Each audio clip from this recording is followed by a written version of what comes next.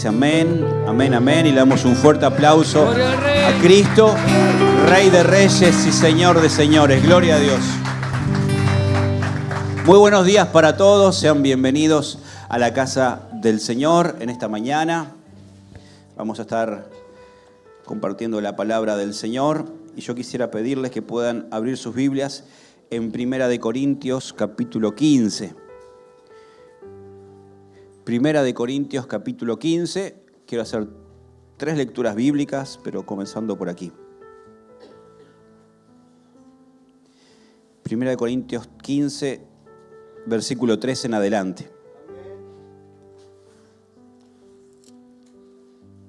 Tenemos allí en pantalla. Dice la palabra de Dios lo siguiente. Escribe el apóstol Pablo. Dice: porque primeramente os he enseñado lo que asimismo recibí, que Cristo murió por nuestros pecados conforme a las Escrituras, y que fue sepultado y que resucitó al tercer día conforme a las Escrituras, que apareció a Cefas y después a los 12. Después apareció a más de 500 hermanos a la vez, de los cuales muchos viven aún y otros ya duermen.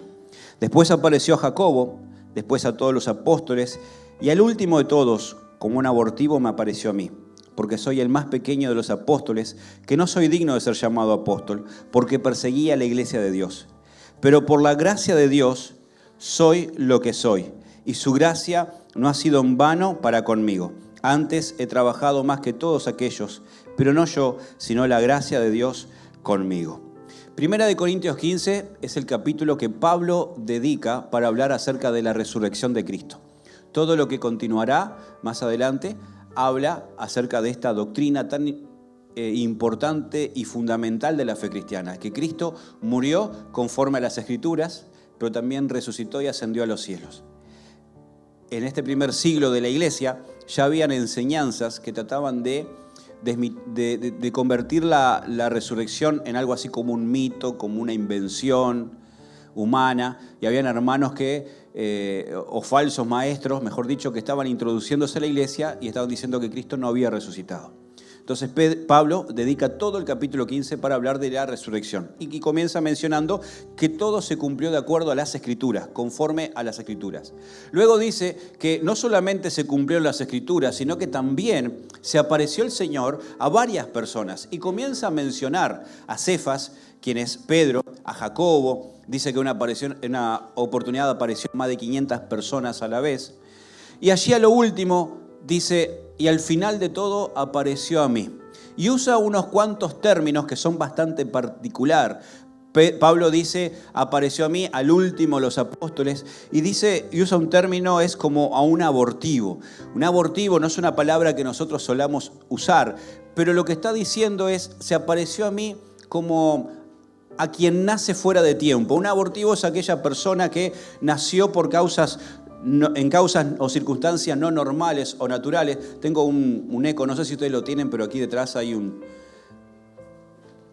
fuerte eco. Dice: como un abortivo es a alguien que nació en causas no naturales, fuera de lo normal, que nació, podríamos decir, prematuro si se quiere, que nació como agonizando. Y Pablo utiliza este término para referirse a sí mismo, como alguien que no debería haber nacido, pero que nació. También se refiere a sí mismo como el más pequeño de todos los apóstoles, el más insignificante, el menos importante, y todo porque él, antes de haberse convertido a Cristo, era perseguidor de la iglesia. ¿Y cuántos de nosotros muchas veces no nos identificamos como Pablo? ¿Cuántas veces nosotros no nos hemos sentido los más insignificantes, el último orejón del tarro, se solía decir? No sé cómo es el tarro y no sé lo que significa un orejón en un tarro, pero ustedes entienden la metáfora. Y también cuántos de nosotros no hemos sido, como Pablo, un abortivo, un fuera de lo normal. En lo que me es particular, yo no provengo de familia cristiana, de una familia creyente. No provengo de una estirpe de predicadores, de pastores o de hermanos en la fe. El Señor un día me alcanzó y yo debería ser el menos improbable de hoy estar predicando, enseñando la palabra, porque no es lo normal o no es lo habitual. Es de esperarse quizás de alguien que fue formado en la fe, que nació en un hogar cristiano, que bueno, continúe, que se aferra a la fe y continúe. Pero yo sé que muchos de nosotros también, el Señor un día se apareció, habiendo sido lo peor, habiendo hecho tantas cosas, los menos probables, el Señor nos eligió y nos llamó. Y Pablo dice que a todo esto, que él era el último, el más pequeño, el menos probable, el que era fuera de lugar, el que no debería estar donde estaba, él atribuye todo esto a una palabra que aparece 3 veces en el versículo 10 que acabamos de leer. Dice, pero por la gracia de Dios. Y de esto, hermanos, es lo que yo quiero hablar en esta mañana, de la gracia de Dios. Y antes de hablar de la gracia de Dios, yo necesito definir qué es la gracia, qué significa la palabra gracia, que aparece alrededor de 280 veces en toda la Biblia. Solamente Pablo la utiliza 150 en sus cartas. Es un predicador, un apóstol apasionado de la gracia y que habla mucho de ella. La palabra gracia significa favor inmerecido. Es una acción de compasión y de amor dada u ofrecida o motivada por el corazón de quien la da, no por las virtudes de quien la recibe. La gracia no es algo que se merezca, no es algo que se gane, no es algo que se obtenga por méritos. La gracia es algo que se recibe. La gracia, según el contexto que aparezca en la Biblia, puede significar distintas cosas, según el uso, según el contexto. Favor inmerecido siempre lo significará, algo que no merecemos. Pero en algunas oportunidades, en algunos momentos, la palabra gracia puede traducirse como oportunidad de Dios para nosotros no merecida. En otro lugar, la palabra gracia va a significar ayuda de Dios en el momento oportuno.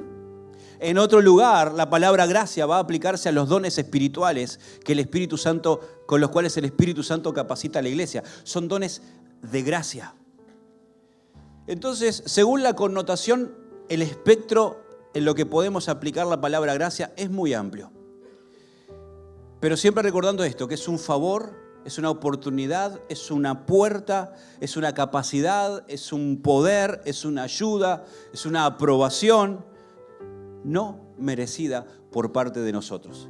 Y Pablo dice que esta gracia que él había recibido, en el versículo 10, quiero, si pueden por favor dejarlo en pantalla, él dice que esta gracia operó en él de 3 maneras, o atribuye a la gracia de Dios tres cosas que acontecían en su vida. En primer lugar dice, por la gracia de Dios soy lo que soy. Y hermanos, por la gracia de Dios somos lo que somos. La pregunta es, ¿qué somos? Los que estamos en Cristo somos nuevas criaturas. Los que estamos en Cristo somos hijos de Dios. Los que estamos en Cristo somos coherederos y coherederos junto con Cristo. Somos reyes y sacerdotes. Somos nación santa. Somos luz y sal de la tierra. Y no estamos bajo condenación, sino que hemos sido llamados a libertad. Y todo eso lo obtenemos por la gracia de Dios. Es más, la salvación de nuestras almas es por gracia. Efesios capítulo 2, versículos 8 y 9. Muy conocido, porque por gracia somos salvos por medio de la fe, y esto no es de nosotros, sino que es don de Dios, es regalo de Dios, es oportunidad de Dios. Entonces, por la gracia de Dios, en primer lugar, somos lo que somos. Tenemos lo que tenemos. Hemos alcanzado muchas cosas en el Señor. Y quizás aún no hemos alcanzado aquello que queremos llegar a ser. Estamos en proceso, estamos en camino, pero de seguro que si miramos para atrás ya no somos los mismos que éramos antes. En segundo lugar, Pablo dice, por la gracia de Dios soy lo que soy, pero luego dice, por la gracia de Dios, o que esta gracia que había recibido no había sido en vano. Algo vano es algo vacío, algo infructuoso, algo que no da resultados, algo que se termina desperdiciando o es inútil. Y Pablo dice, la gracia que recibí no fue en vano, la abracé y comenzó a dar resultados en mí. La gracia que un día, la oportunidad, yo no la desperdicié, no fue en vano. Lo que me está diciendo entonces Pablo es que de alguna manera la gracia puede convertirse en algo vano, o nosotros podemos convertirla en algo vano. ¿Cómo? Cuando desaprovechamos las oportunidades que Dios nos da. Cuando rehusamos una y otra vez a obedecer, a decirle, sí, Señor, haré tu voluntad, aquí estoy, envíame a mí. La gracia se puede convertir en algo vano cuando nos endurecemos y cerramos nuestro corazón a lo que el Espíritu Santo nos está inquietando, nos está diciendo que hagamos. La gracia se puede convertir en algo vano cuando nos vamos al extremo y como es por gracia la salvación, damos permiso a nuestra carne para pecar deliberadamente. Total, Dios es amor, Dios me entiende, Dios me perdona y me va a dar infinitas oportunidades. Eso es convertir la gracia en algo vano. Y Pablo dice, esta gracia que recibí, este favor, yo lo aproveché de primera. No dejé pasar la oportunidad. Me acerqué al Señor, me reconcilié con Él y luego dice que esa misma gracia, en tercer término, lo impulsó a trabajar. Porque la gracia de Dios es dada con un propósito. La gracia de Dios impulsa. La gracia de Dios motiva. La gracia de Dios empodera. La gracia de Dios capacita. Nadie que recibe la gracia de Dios, abraza el favor de Dios, la oportunidad de Dios puede quedarse de brazos cruzados. Necesita, hay algo en su interior, en su corazón, que lo impulsa a ir a más, a hacer algo, a servir, a evangelizar, a crecer, a aprender. La gracia produce movimiento. La gracia es la que nos entender la gracia de Dios, y esto es algo que yo puedo explicarlo o intentar explicarlo con palabras una y otra vez durante este mensaje, pero la gracia de Dios es algo que tiene que revelarse en nuestros corazones. ¿Cuánto costó nuestra salvación? Hermanos, se suele decir que la salvación es gratis. ¿Cuántos hemos oído esto? Pero la salvación no es gratis. La salvación no nos salió nada a nosotros, pero costó un alto precio. La sangre del Hijo de Dios derramada en la cruz. La salvación costó mucho, lo mejor y lo más grande del cielo, rescatando lo más bajo y vil de la tierra. La salvación que es por gracia, que nosotros recibimos por gracia, la oportunidad, Dios la toma muy en serio, porque dice, ¿cómo pues escaparemos si pisoteamos la sangre de Cristo que fue derramada en la cruz? Si desaprovechamos la oportunidad. Y la gracia cuando entendemos la dimensión de la oportunidad, del favor de Dios, de lo que somos hoy, de lo que tenemos, de cómo el Señor nos ha rodeado, quizás nos puedan faltar muchas cosas.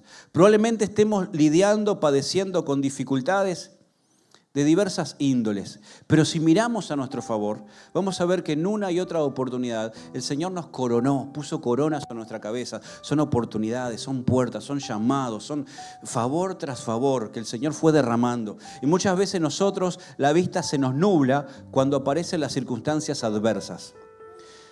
No minimizamos ninguna dificultad que cualquiera de nosotros estamos padeciendo. Todos tenemos dificultades serias. Los problemas para uno siempre son los más grandes y los más difíciles. Y está bien, no decimos lo contrario. Pero cuando comparamos lo que estamos padeciendo con la gracia, el favor de nuestro Dios hacia nuestra vida en todo este recorrido, eso es comenzar a ver las circunstancias no por vista, sino por fe. Eso es comenzar a ver y a fijar nuestros ojos o ver al Señor como viendo al invisible, dice Pablo.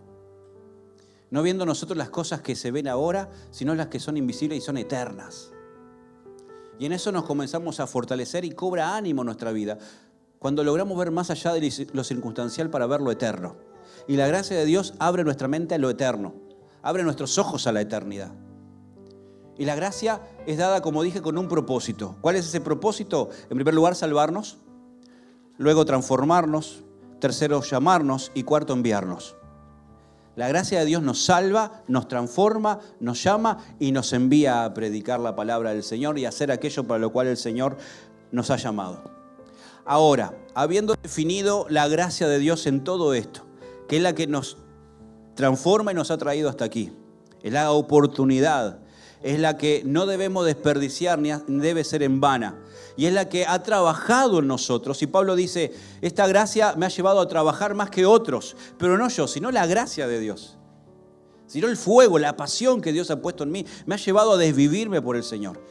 Esta gracia no puede, para explicar bien lo que es la gracia, no puede ser desentendida de su prima hermana, que es la verdad. Juan capítulo 1, versículo 14 al 17. Va a aparecer en pantalla. Dice, y aquel verbo fue hecho carne y habitó entre nosotros y vimos su gloria. El verbo es Jesús, que se hizo carne, tomó forma humana, habitó entre nosotros, vimos su gloria, como gloria del unigénito del Padre, lleno de gracia y verdad. Juan dio testimonio de él y clamó, este es quien yo decía, el que viene después de mí es antes de mí, porque era primero que yo. Porque de su plenitud tomamos todos, y gracia sobre gracia. Pues la ley por medio de Moisés fue dada, pero la gracia y la verdad vinieron por medio de Jesucristo.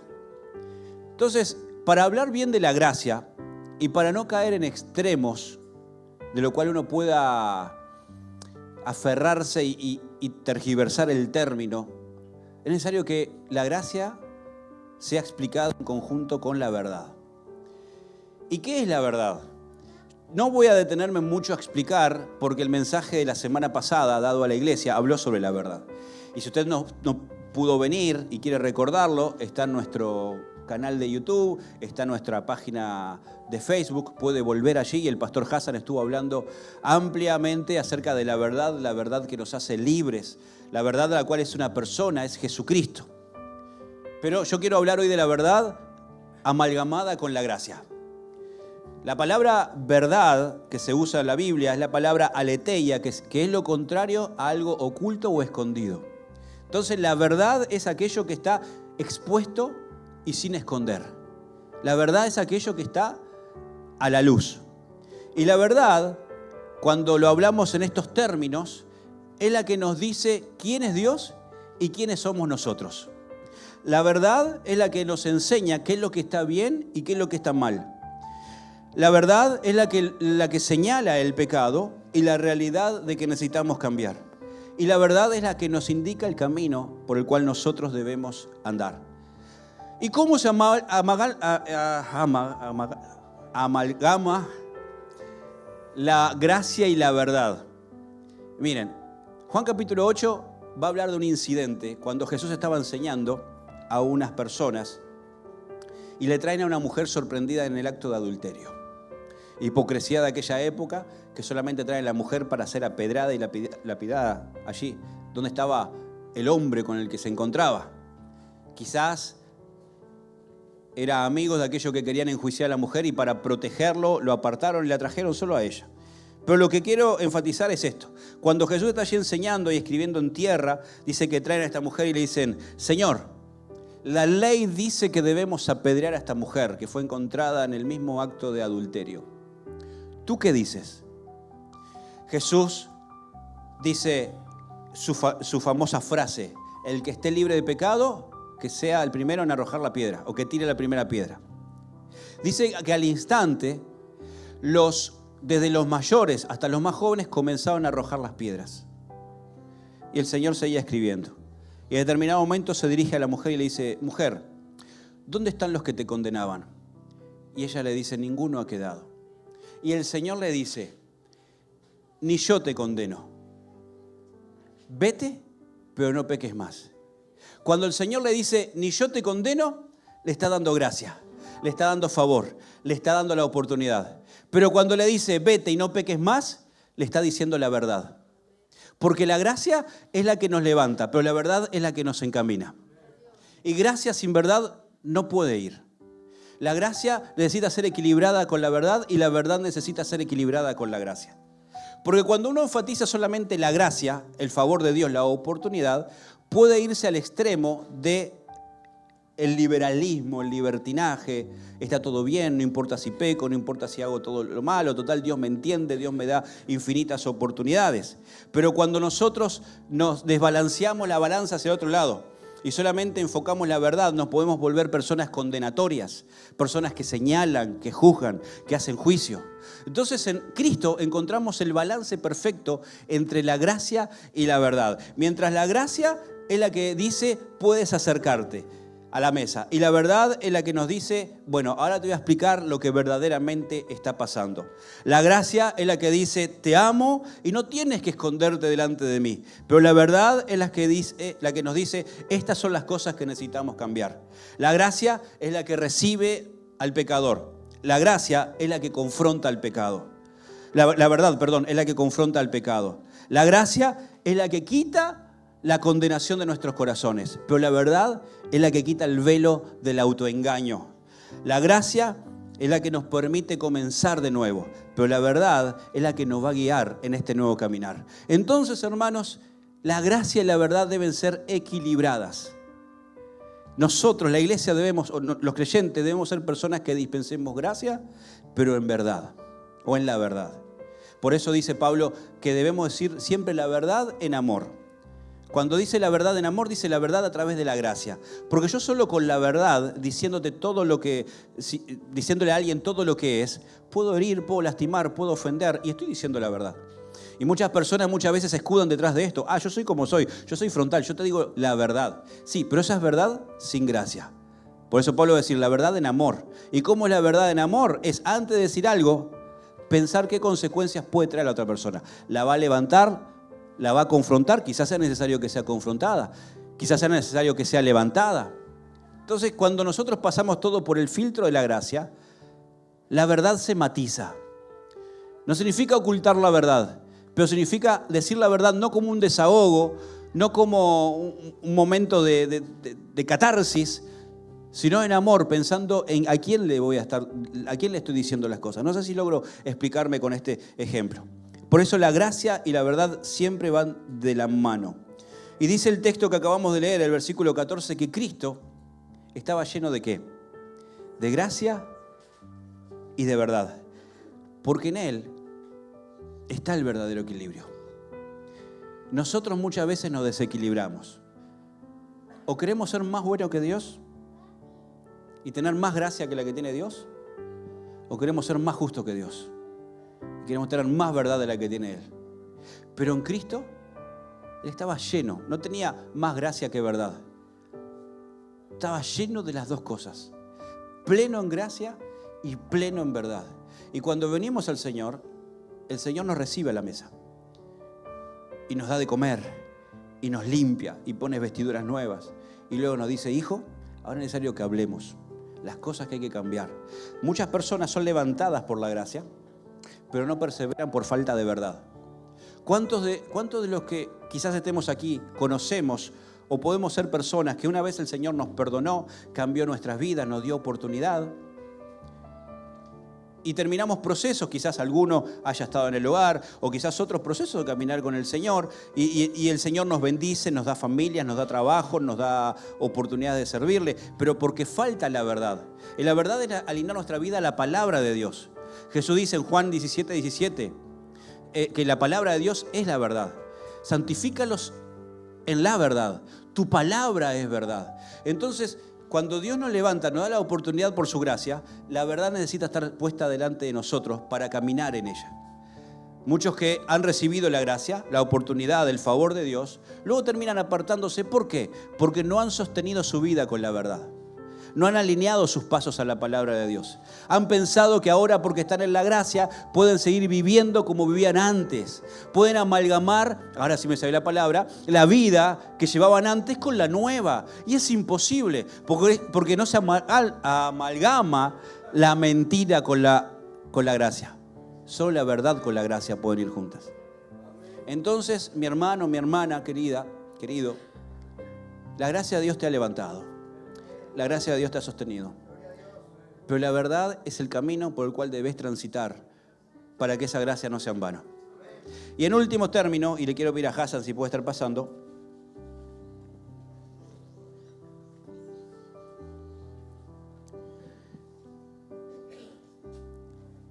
quisiera volver al versículo 16. Juan, muy bien. Dice, porque de su plenitud tomamos todo. Tomamos todos. Y gracia sobre gracia.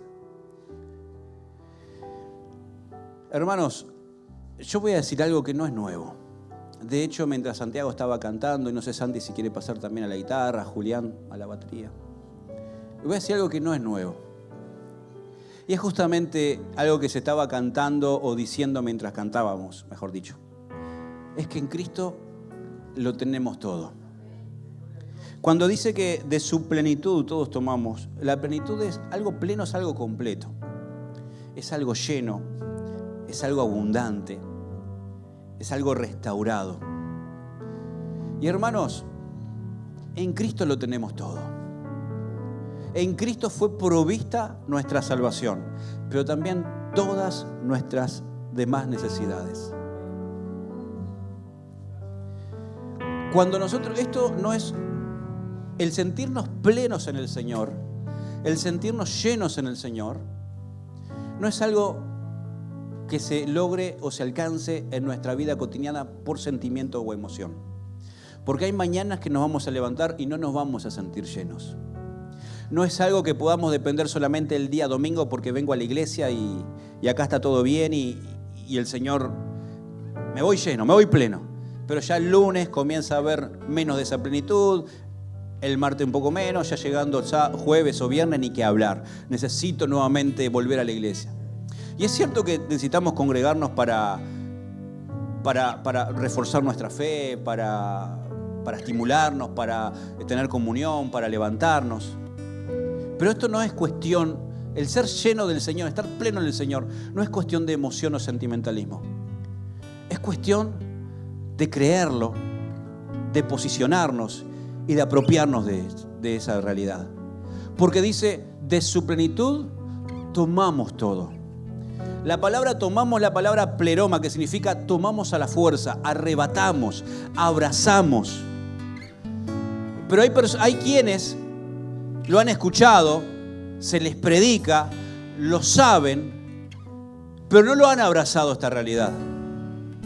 No la creen o la tienen como algo bueno para cuando vaya el domingo a la iglesia. Mi hermano, mi hermana, Pablo dice, echa mano de la vida eterna. Echar mano es esto mismo, pleroma, tomar, apropiarme de algo, aferrarme a algo. No sugestionarme, sino estar convencido de que en Él estoy lleno, que en Él estoy pleno y que en Él no me falta nada. Y que todo lo demás vendrá por añadidura, de acuerdo a su tiempo y de acuerdo a su voluntad. Porque de su plenitud, de todo lo que Él es, de todo lo que Él tiene, de todo lo que Él ofrece, todo hemos tomado, hermanos. No es para algunos, no es para los que tienen 10, 20 años de creyentes, que están más firmes, más fuertes y bueno, caminan en victoria. Todos. Y el todos no excluye a nadie. Por supuesto que se está refiriendo a todos los que estamos en Cristo, a los que hemos recibido al Señor, a los que nos hemos arrepentido, a los que hemos nacido de nuevo. Todos los que estamos en esta condición hemos recibido la plenitud del Señor. Por eso, mi hermano, mi hermana, cuando vengan las dificultades, las adversidades, recordá que de su plenitud todo hemos tomado. Tú también has tomado. Solamente posicionate, echa mano y decís, esto me pertenece. Es una herencia que el Señor me dio. Su plenitud, su llenura, su abundancia, su restauración. Porque todos hemos recibido gracia sobre gracia, favor sobre favor. Esto representa un continuo fluir sin límites de la gracia y del favor de Dios. Los cristianos recibimos gracia. ¿Y qué viene después de la gracia? Más gracia. Y cuando la gracia, ¿qué es lo que reemplaza la gracia? Más gracia todavía. El punto es que el creyente, que el que está en Cristo, está lleno de la gracia y la hemos recibido en abundancia. Y Pablo entendía esto, o Pablo entendió esto, y lo escribió allí en 1 de Corintios, capítulo 12, versículo 7, o versículo 9, mejor dicho. Dice Pablo que él tenía en su carne un aguijón, el cual él no explica necesariamente qué era ese aguijón. Un aguijón es algo, una púa, un piquete de abeja, ¿vieron? O algo que lo molestaba. Tenía algo que lo punzaba o en su cuerpo, o en su alma, o en su corazón, o en su mente. No sabía, no dice dónde, dice que en su carne, probablemente sea su cuerpo, pero quizás está hablando de su naturaleza humana. Dice, hay algo en mi naturaleza que es un aguijón, que me molesta. Y le he rogado al Señor 3 veces que me lo quite. Y el Señor me ha dicho, no, Pablo, no te lo voy a quitar. Y que Pablo no explique qué es ese aguijón, es aliviador para todos nosotros. Pablo no dice si era una enfermedad, una debilidad, una tentación, un padecimiento, una tristeza. Dice que era un aguijón. Y al no decirlo, a nosotros nos ayuda a identificarnos mejor con él. Porque nosotros también tenemos nuestros aguijones. Tenemos nuestras debilidades, nuestras luchas. Aquellas cosas que queremos decir, Señor, por favor, quítalo. No aguanto más. Ya no quiero lidiar con esto. Hay aguijones que el Señor a su tiempo va a quitar, va a retirar. Pero hay otros que el Señor necesita dejarlo nosotros, porque son los que nos llaman a humildad. El Señor le dice, Pablo, yo te he dejado este aguijón, porque es lo que te va a mantener humilde. Es lo que te va a mantener dependiendo de mí. Es lo que te va a mantener reconociéndome a mí como el Señor. Es lo que no va a permitir que te enorgullezcas, Pablo.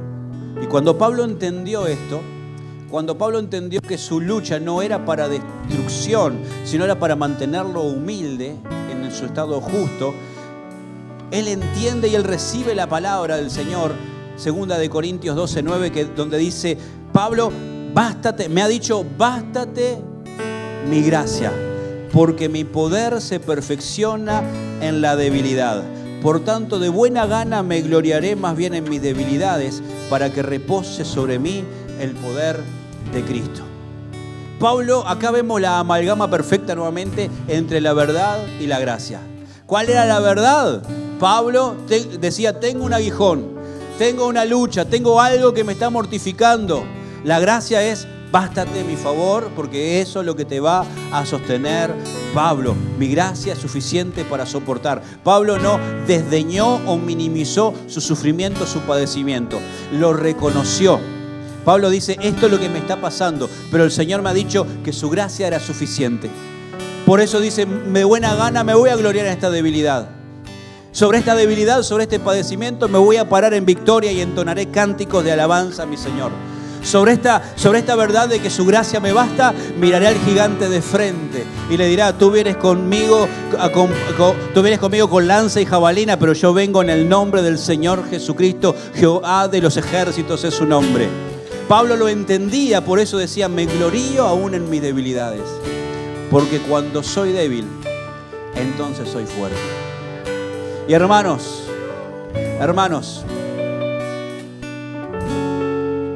hay dificultades, adversidades en la vida que solo se pueden superar o sobrellevar confiando y dependiendo de la gracia y del poder de Dios. Hay cosas que no podemos con nuestras propias fuerzas. Necesitamos la capacidad del Señor para superarla. Su favor, su oportunidad, su fortaleza, todo lo que signifique gracia para ese momento.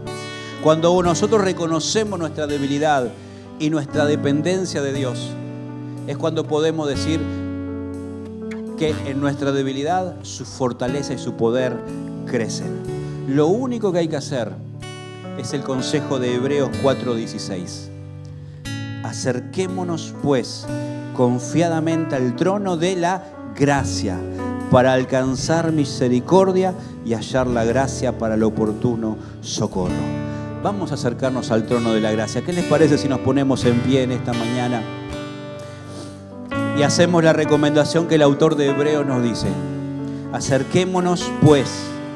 ¿Con temor? No. ¿Con dudas? No. Confiadamente. Confiadamente es tal como somos, tal como hemos venido. Confiadamente es sin apariencia, sin disimular, sin matizar la verdad de lo que somos. Confiadamente es sin temor, porque la palabra dice, ninguna condenación hay para los que están en Cristo Jesús. Eso es gracia. Los que no andan conforme a la carne, sino conforme al Espíritu. Eso es la verdad. Podemos acercarnos confiadamente sabiendo que ese trono es amplio para que de Él fluya sobre nosotros gracia, la gracia necesaria. Quizás te está haciendo tedioso estar en el hogar, te está haciendo tedioso lidiar con otras personas en el hogar, en tu lugar de trabajo. Quizás es difícil la convivencia, quizás es difícil el tener que esperar a que tus seres queridos vengan al Señor y por momentos parecen burlarse y ponerse más difíciles. Quizás es difícil estar lidiando con una enfermedad, con un padecimiento en tu cuerpo. Y es en estos momentos en que tenemos que acercarnos al trono de la gracia para hallar misericordia y el oportuno socorro. ¿Sabe cuál es el oportuno socorro? El socorro que llega a tiempo. Y quizás hoy estás al límite de tus fuerzas. Quizás hoy estás pensando abandonarlo todo y volver para atrás. El oportuno socorro es la oportunidad, la última oportunidad, el manotón de ahogados en la balsa. Es la ayuda que viene a tiempo. Y esta mañana es mañana de salvación, mañana de reconciliación, mañana de oportunidad, mañana para que no vuelvas atrás. Quizás es la palabra que necesitas para afirmarte y recobrar ánimo y aliento, porque el camino es largo, como le dijo el Señor a Elías. Por tanto, levántate y come. Y esta es la palabra que quizás hoy tenés que alimentarte, porque el camino que resta es largo. El proceso puede ser agudo, difícil, pero bástate mi gracia, dice el Señor, porque mi poder se perfecciona en tu debilidad. Mis hermanos, mis amados hermanos, como en cada ocasión, como en cada mañana, como en cada culto, queremos orar por aquellos que necesitan algo de Dios en sus vidas.